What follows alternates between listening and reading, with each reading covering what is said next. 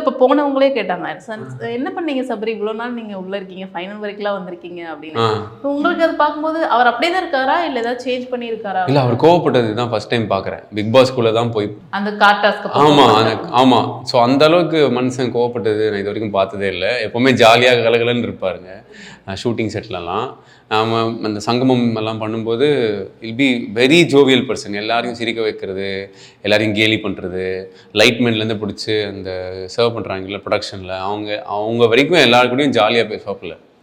So first time அவர் வந்து upset ஆனதே பார்க்குறேன். அவன் சொன்னான்ல, மச்சாலாம் கூப்பிடாத, சபரின்னு கூப்பிடு, இந்த மாதிரியெல்லாம் அவரோட நான் இது வரைக்கும் நான் பார்த்ததே இல்லை. கைண்டா இருக்காரு. அதுவே என்னன்னா நடிக்கிறாரு கேமராக்கா. இப்போ அந்த கார்ல இருந்து இறங்கி போனதா இருக்கட்டும், இல்ல யாரோ ஒருத்தவங்களுக்குன்னா போயிட்டு நிக்கிறதா இருக்கட்டும், ஒரு பிரச்சனைனா இல்ல அவங்க வந்து ரியலாவே பண்ணியிருக்காரு. அது அப்படிதான். ஆமா, அவர் அப்படிதான்.